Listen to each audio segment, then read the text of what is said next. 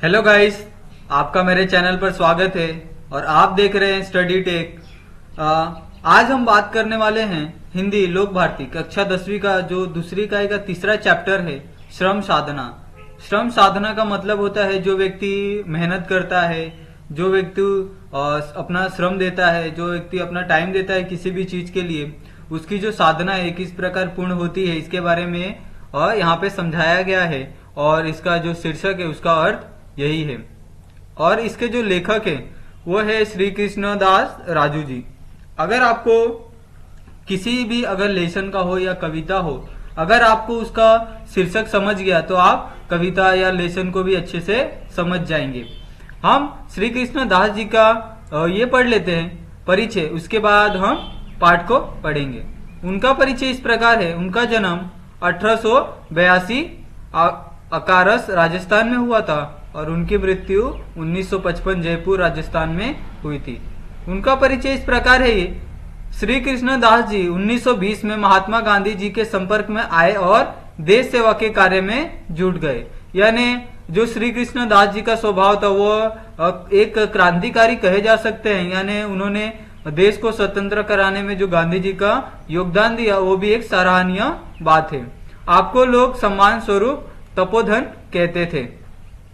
उनकी कुछ प्रमुख कृतियों में से इस प्रकार है। स्वराज्य प्राप्ति में, सुधारक मीराबाई, जीवन का तात्विक अधिष्ठान आदि। इसके अतिरिक्त उनके पुस्तकों के संपादन में आपका सराहनीय योगदान रहा है। अभी यहाँ पे हमने उनका जो परिचय था वो पढ़ा। अभी हम जो ये लेसन है श्रम साधना, इसके बारे में मैं शॉर्ट में आपको कुछ बताना चाहता हूँ कि इस लेसन में क्या क्या दिया है और आपको इसमें क्या पढ़ने की, इसमें क्या आपको ध्यान देना है और आपको किस बात पर अपना ध्यान पूरी तरह से केंद्रित करना है। ये जो एक कहानी है श्रम साधना, ये एक विचार के ऊपर है।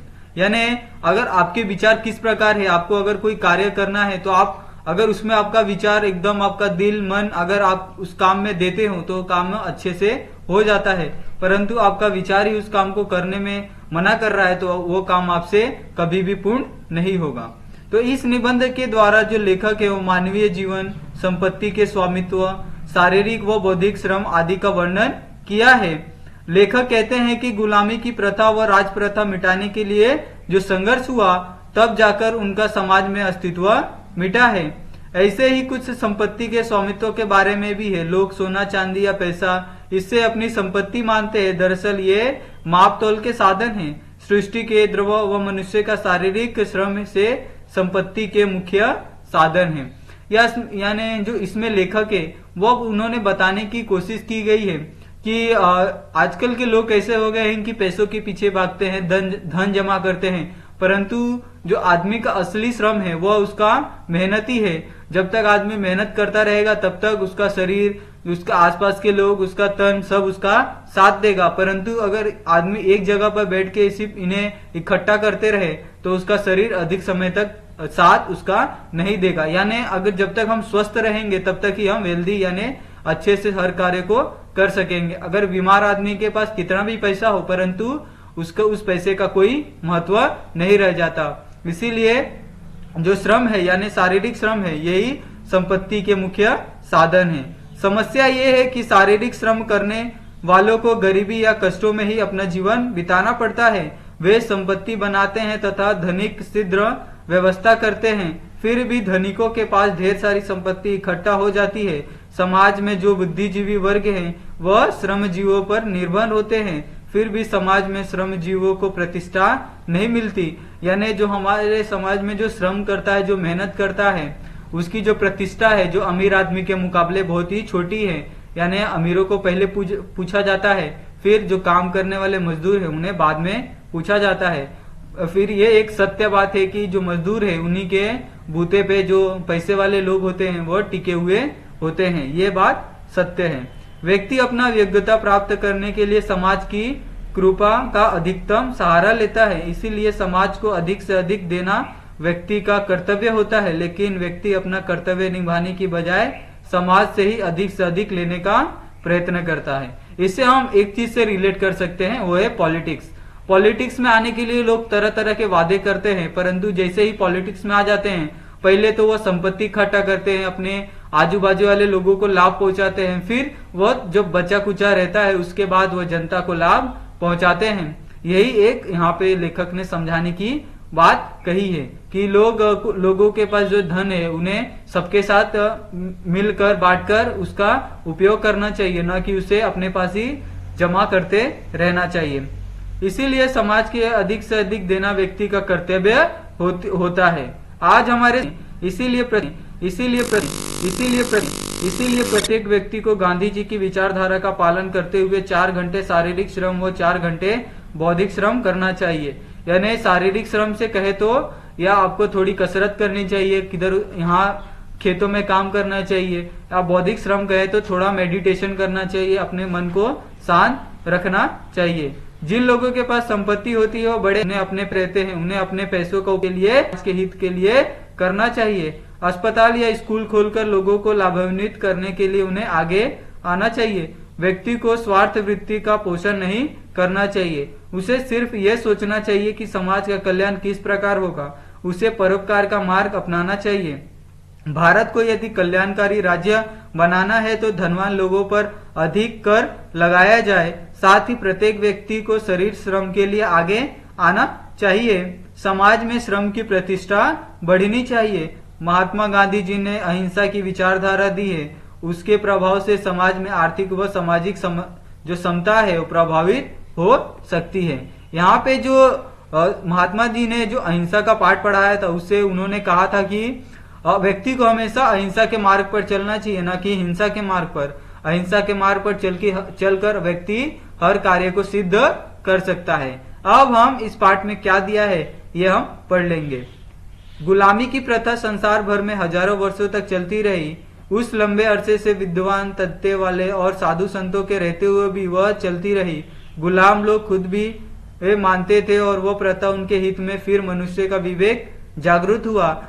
अपने जैसे ही हाड़ मांस और दुख की भावना रखने वाले एक दूसरे बलवान मनुष्य गुलामी में जकड़े रखे। क्या यह बात न्योचित है? यह प्रश्न सामने आया। इसको हल करने के लिए आपस में युद्ध भी हुए। अंत में गुलामी की प्रथा मिट कर रही। यानी पहले जो व्यक्ति था, यानी जब हमारा भारत आजाद होने से जो पहले पूर्व का जो भारत था वह गुलामी में जी रहा था। यानी हम पहले ब्रिटिश के गुलाम थे, फिर मुगलों के गुलाम थे।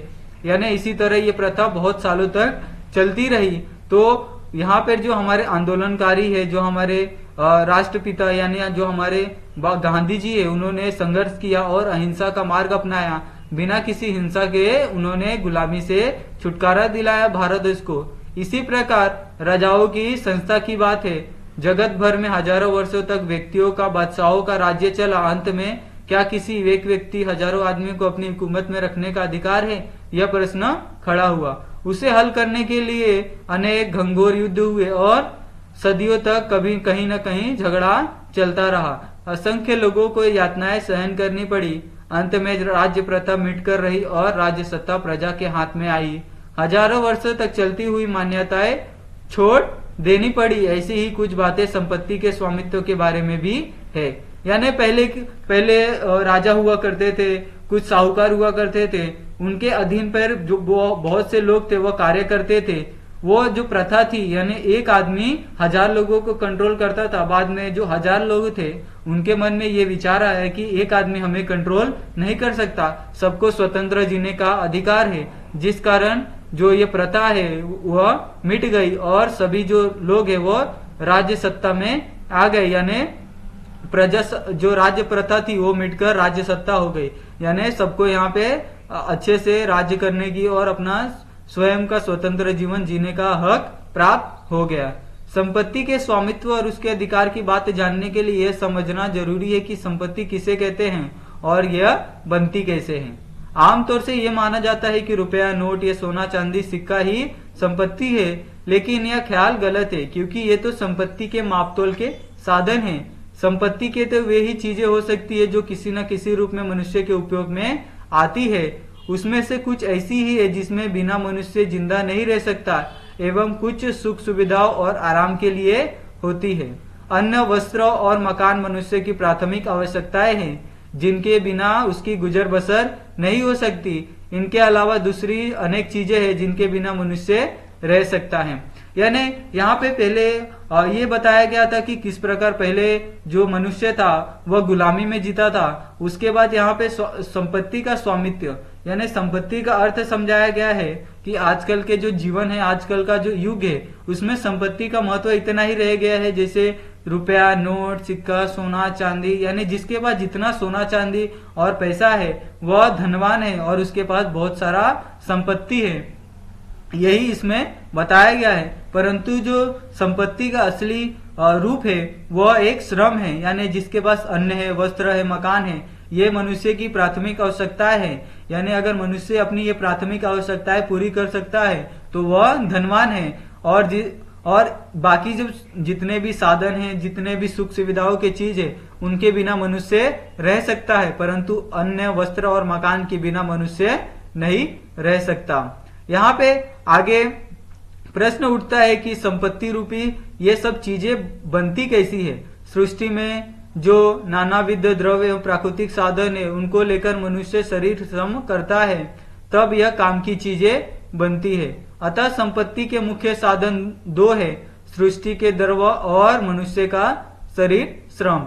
यंत्र से कुछ चीजें बनती दिखाई देती है, पर वे यंत्र भी शरीर श्रम से ही बनते हैं और इनको चलाने में भी जो प्रत्यक्ष या अप्रत्यक्ष शरीर श्रम की आवश्यकता होती है। केवल बौद्धिक श्रम से कोई उपयोग की चीज नहीं बन सकती, अर्थात बिना शरीर श्रम के संपत्ति का निर्माण नहीं हो सकता। यानी यहाँ पे जो लेखक है वो बताना चाहते हैं कि लोग इस भागदौड़ में लगे हैं कि हम कितना से कितना अधिक धन जमा कर सकते हैं, परंतु वह भूल गए हैं कि शरीर श्रम से ही धन उत्पन्न होता है। वह चाहे रॉ मटेरियल को बनाकर एकदम पक्का चीज बनाना हो या फिर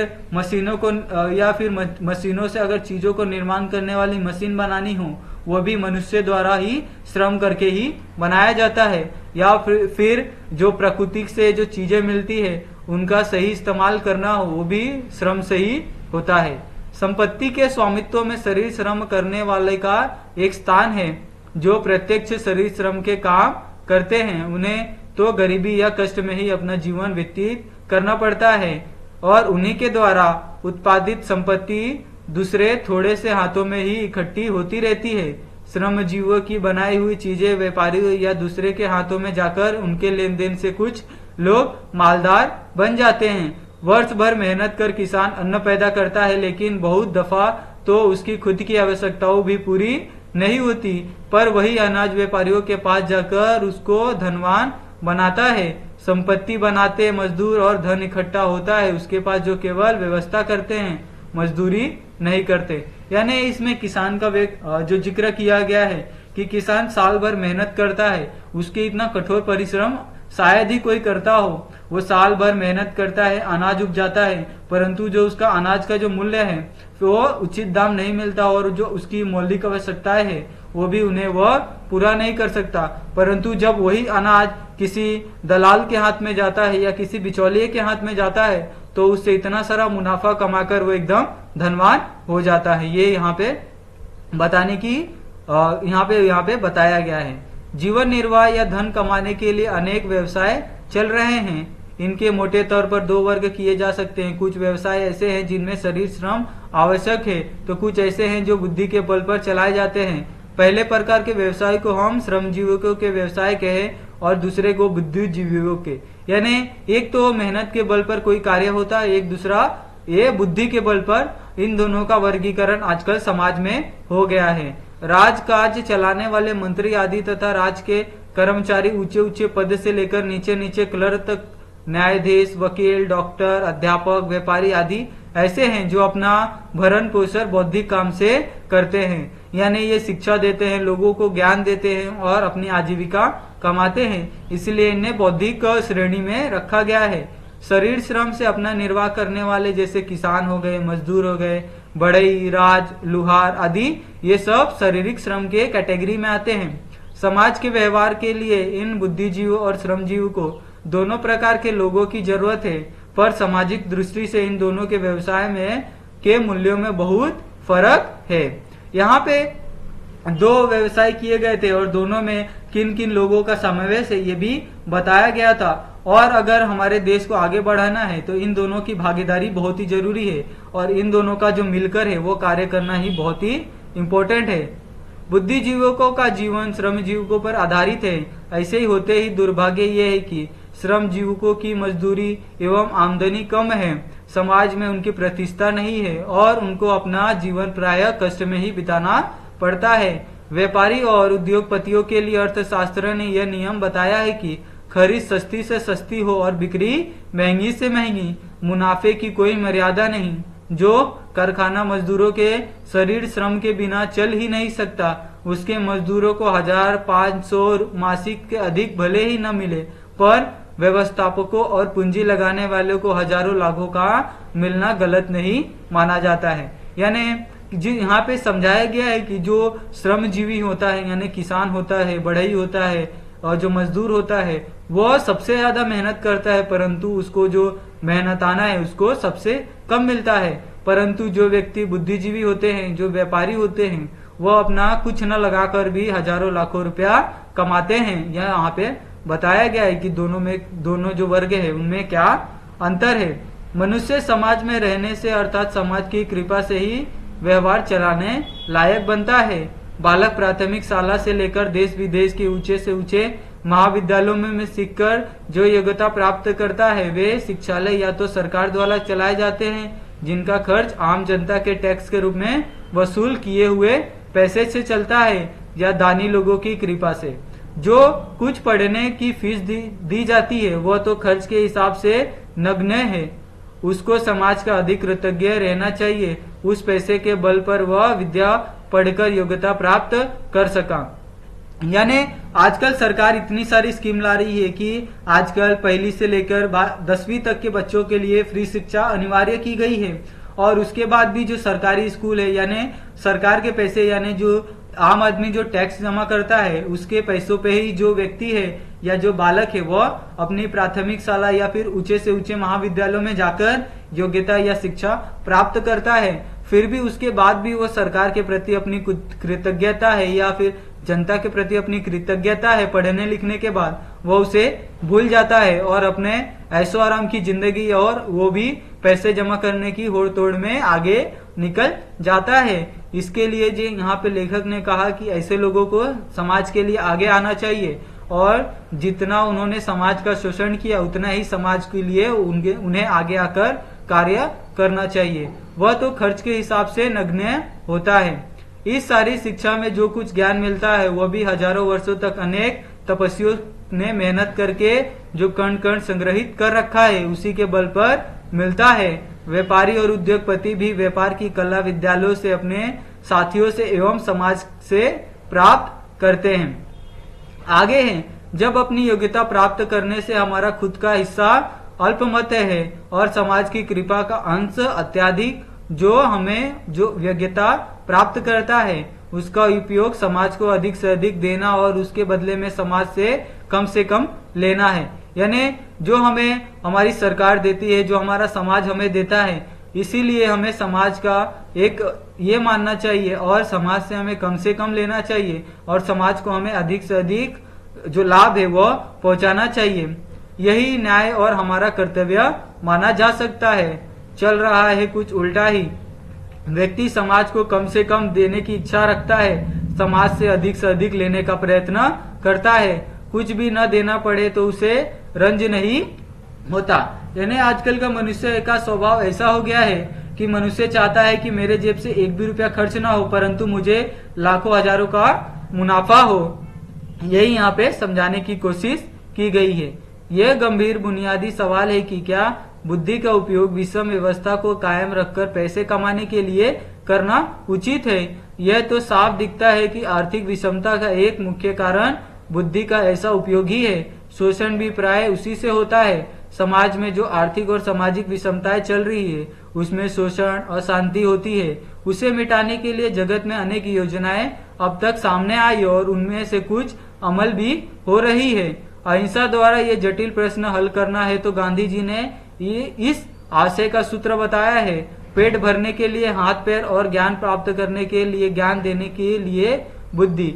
ऐसी व्यवस्था हो कि हर एक को 4 घंटे शरीर श्रम करना पड़े और 4 घंटे मौलिक काम करने का मौका मिले और 4 घंटे के शरीर श्रम से इतना मिल जाए कि उसका निर्वाह चल सके। यानी यहाँ पे बताया गया है कि जो आजकल का जो समाज है यानी बुद्धिजीवियों का और जो श्रमजीवियों का समाज है, उसमें जो श्रमजीवी है उनका जो लाभ है बहुत ही कम होता है, परंतु जो बुद्धिजीवी है या फिर जो व्यापारी हैं उनका जो मुनाफा है वह बहुत ही ज्यादा होता है। इसके कारण दोनों के जो दोनों वर्ग है उसमें जो विषमता है, आर्थिक विषमता ये उत्पन्न हुई है और अगर इसका निवारण करना है तो सभी को एक समान बनाना होगा कि सभी के लिए यह अनिवार्य करना होगा कि सभी को 4 घंटे शारीरिक श्रम करना है और 4 घंटे बौद्धिक श्रम करना है।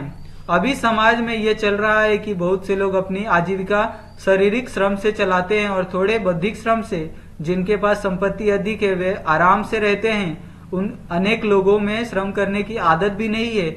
इस दशा में उक्त नियम का अमल होना दूर की बात है, फिर भी इसके पीछे जो तथ्य है वो इसे स्वीकार करना चाहिए। भले ही हमारी दुर्बलता के कारण हम उसे ठीक तरह से निभा सके, क्योंकि आजीविका की साधन सामग्री किसी न किसी श्रम बिना ही नहीं हो सकती। इसीलिए बिना श्रम किए उस सामग्री का उपयोग करने का नियोजित अधिकार हमें नहीं मिलता। अगर पैसे के बल पर हम सामग्री खरीदते हैं तो उस पैसे की जड़ भी अंत में श्रम ही है। यानी इसका हम देखें तो एक शॉर्ट फॉर्म में ये है कि अगर आपके पास जो पैसा है या फिर अगर किसी धनवानी व्यक्ति के पास अगर पैसा है तो उसकी जो जड़ है यानी जो उसकी कमाई है वह एक श्रम से ही है, या फिर वह जो धन है उन्होंने किसी मजदूर से जमा की होगी या फिर किसी से मेहनत करवा के ली होगी, परंतु जो उसका पहला रास्ता है वह मेहनत ही है, श्रम ही है। धनिक लोग अपनी ज्यादा संपत्ति का उपयोग समाज के हित में ट्रस्टी के तौर पर करे। संपत्ति दान यज्ञ और भूदान यज्ञ का भी आखिर आशय क्या है? अपने पास आवश्यकता से जो कुछ अधिक है उस पर हम अपना अधिकार न समझकर उसका उपयोग दूसरों के लिए करें, ये उन्होंने कहा है। ये भी बहस चलती है कि धनिकों के दान से सामाजिक उपयोग के लिए अनेक बड़े बड़े कार्य होते हैं, जैसे कि अस्पताल बनवाना, विद्यालयों का निर्माण आदि। अगर व्यक्तियों के पास संपत्ति इकट्ठी न हो तो समाज को ये लाभ कैसे मिलेगा? वास्तव में जब संपत्ति थोड़े से हाथों में बंधी न रहकर समाज में फैली रहेगी तो सरकार पद्धति से बड़े पैमाने पर ऐसे काम आसानी से चलने लगेंगे और उनका लाभ लेने वाले याचक या दिन की तरह नहीं सम्मान पूर्वक लाभ उठाएंगे। यानी जो सरकार है इतने सारे नियम लगाती है, अगर जो व्यक्ति है जो हमारे समाज के नागरिक है अगर उन नियमों का अच्छे से पालन करे तो सरकार भी अपने काम को सही ढंग से कर सकेगी और जो नागरिक है आम नागरिक वो भी उनका फायदा एकदम सम्मान पूर्वक उठा सकेंगे, जैसे अभी के समय में चल रहा है। अर्थशास्त्री कहते हैं कि उत्पादन की प्रेरणा के लिए व्यक्ति को स्वार्थ के लिए अवसर देने होंगे, वरना देश में उत्पादन और संपत्ति नहीं बढ़ सकेगी, बचत भी नहीं होगी। यानी यहाँ पे अर्थशास्त्री यानी जो इकोनॉमिस्ट होते हैं वो यहाँ पे बता रहे हैं कि जो समाज में ऐसे लोग हैं जो आगे आकर कुछ करना चाहते हैं परंतु उनके पास पैसे का अभाव, जो ज्ञान का अभाव होता है, वैसे लोगों को प्रोत्साहन देना चाहिए कि वो आगे आकर काम करे और नया स्टार्टअप करे ताकि जो देश है वो आगे बढ़े और देश की जो उन्नति है वो बहुत तेजी से हो। ऐसे ही कार्य के लिए जो आज के हमारी भारत सरकार है उन्होंने बहुत बड़ा कदम उठाया है। अनुभव बताता है कि पूंजी गरीबी या बेकारी की समस्या हल नहीं कर सकती है। नैतिक दृष्टि से भी स्वार्थ वृत्ति का पोषण करना योग्य नहीं है। बहुत करके स्वार्थ का अर्थ होता है कि पदार्थ की हानि, उसी में से स्पर्धा बढ़ती है जिसके फलस्वरूप कुछ थोड़े से लोग ही लाभ उठा सकते हैं, बहुत संख्यकों को तो हानि ही पहुंचती है। मानवोचित सहयोग की जगह जंगल का कानून या मत्स्य न्याय चलता है। आखिर ये देखना है कि समाज का कल्याण किस वृत्ति से होगा। अगर समाज में स्वार्थ वृत्ति के लोग अधिक हैं, तो क्या कल्याण की आशा रखी जा सकती है? समाज तो परोपकार वृत्ति के बल पर ही ऊंचा उठ सकता है। संपत्ति बढ़ाने के लिए स्वार्थ का आधार दोषपूर्ण होता है। यानी इसमें कहा गया है कि बहुत से लोग ये रहते हैं कि संपत्ति अपनी बढ़ाने के लिए बहुत से अलग अलग यानी गलत रास्तों का इस्तेमाल करते हैं और ऐसे लोग जो हमारी न्यायालय हैं, उच्च न्यायालय हैं, फिर सर्वोच्च न्यायालय हैं, उसका सम्मान न कर कर जो हथियारों के बल पर या फिर धमकी ये सब के बल पर अपना काम निकाल लेते हैं, ऐसे लोगों को ये सब काम बंद करना चाहिए और अच्छे राह पर चलकर देश के लिए भलाई का काम करना चाहिए। इस संबंध में कुछ भाई अमेरिका का उदाहरण पेश करते हैं। कहते हैं कि जिनके पास संपत्ति इकट्ठी हुई है उन पर कर लगाकर कल्याणकारी राज्य की स्थापना की जाए। उसी आधार पर भारत को कल्याणकारी राज्य बनाने की बात चल रही है। कल्याणकारी राज्य का अर्थ यह समझा जा सकता है कि सब तरफ के जो दुर्बल है उनको राज्य सत्ता द्वारा मदद मिले और अर्थात बड़े पैमाने पर कर वसूल कर उनके उससे गरीबी को सहारा दिया जाए। भारत जैसे देश में क्या इस बात पर बन पाना संभव है? प्राथमिक आवश्यकताओं के बारे में मनुष्य अपने पैरों पर खड़े रहने लायक हुए बिना स्वतंत्र नहीं रह सकता, किसी न किसी प्रकार उसे पराधीन रहना होगा। यानी जो लेखक कहते हैं अगर हमारे देश को अगर डेवलपिंग बनाना है तो हमें कर अधिक से अधिक वसूल करना होगा, परंतु ये भी कहते हैं कि क्या कर इकट्ठा करना और कर का इस्तेमाल किसी डेवलपमेंट के लिए करना ये क्या यही एक बात है, यही एक रास्ता है? अगर मनुष्य को अगर अपने आप को डेवलप करना है, अपने आप को अगर संपन्न करना है तो उसे किसी न किसी प्रकार का जो अपना काम है वह करते रहना चाहिए और उसे अपने पैर पर खड़ा होना ही चाहिए। हमारी सामाजिक विचारधारा में एक बड़ा भारी दोष है, हम शरीर श्रम करना नहीं चाहते वरन उसे हीन दृष्टि से देखते हैं और जिनको शरीर श्रम करना पड़े उन्हें समाज में हीन दर्जे का मानते हैं। यह बात तो सत्य है कि जो समाज में ऐसे जो मजदूर तबका है या फिर जो श्रम करने वाले लोग हैं उन्हें समाज में सम्मान प्राप्त नहीं होता, जिसके कारण उनका जो मोरल है, जो उनका आत्मसम्मान है ये भी नीचे हो जाता है। अमीर या गरीब कोई भी श्रम करना नहीं चाहता। धनिक अपने पैसे के बल से नौकरों द्वारा अपना काम चला लेता है, गरीब भूख की लाचारी से श्रम करता है। इसे यह वृत्ति बदलनी चाहिए। शरीर श्रम की केवल प्रतिष्ठा स्थापित कर संतोष नहीं मानना चाहिए, उसके लिए हमारे दिल में प्रीति होनी चाहिए। आज श्रमिक की कर्तव्य परायण नहीं रह गया है, श्रम की प्रतिष्ठा बढ़ाना उसी के हाथ में है। जिस श्रम से समाज को जिंदा रखने की क्षमता हो उस श्रम का सही मूल्य अगर श्रमिक जान लेगा तो देश में आर्थिक क्रांति होने में देर नहीं लगेगी। यानी अगर देश के हर नागरिक को अगर श्रम का महत्व समझ आ जाए तो हमारे देश को आगे बढ़ने से कोई भी ताकत नहीं रोक सकती, यही लेखक कह रहे हैं। गांधी जी ने श्रम और श्रमिकों की प्रतिष्ठा स्थापित करने के लिए ही रचनात्मक कार्यों को लोक चेतना का माध्यम बनाया था। उनकी मान्यता के अनुसार हरेक को नित्य उत्पादक श्रम करना ही चाहिए। यह उन्होंने श्रम और श्रमिकों की प्रतिष्ठा कायम रखने के लिए कहा है। अब कुछ समय में जगत के सामने दया की जगह ममता का विचार आया है। यह विषमता कैसे दूर हो? कहीं न कहीं लोगों ने हिंसा का मार्ग ग्रहण किया है, उसके अनेक बुराइयां निकली है जो अब तक दूर नहीं हो सकी है। यानी समाज में ऐसे लोग आ गए हैं जो बुरा यानी गलत रास्तों पे 2 नंबर का काम करके धन इकट्ठा करते हैं, जिस कारण जो समाज में है विषमता दिन पर दिन बढ़ती जा रही है। विषमता दूर करने में कानून भी कुछ मदद देता है, परंतु कानून से मानवोचित गुणों का, सद्भावना का विकास नहीं हो सकता।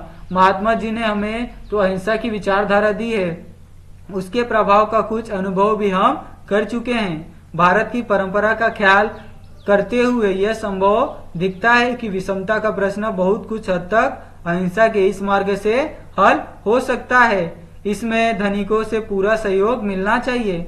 जैसे राजनीतिक स्वराज्य का प्रश्न काफी हद तक अहिंसा के मार्ग से ही सुलझा, वैसे ही आर्थिक और सामाजिक समता का प्रश्न भी भारत में है अहिंसा के मार्ग से सुलझेगा, ऐसी हम श्रद्धा करते हैं। यानी जो गांधी जी की विचारधारा ही थी कि अहिंसा के मार्ग पर कार्य करना चाहिए। अगर सब व्यक्ति एक साथ मिलजुल कर रहेंगे तो हर कार्य को संपन्न बनाया जा सकता है। और इसमें जो छोटे लोग हैं, बड़े लोग हैं, मिडिल क्लास है, उनको सभी को अपना बराबर सहयोग देना चाहिए, तभी हमारे जो देश है उसका आर्थिक और सामाजिक विकास बहुत तेजी से होगा। आगे कुछ शब्द संसार दिए, जैसे तत्ववेता यानी तत्वज्ञ, हुकूमत यानी शासन, दफा यानी बार, एक मुहूर्त दिए है गुजर बसर करना यानी आजीविका चलाना।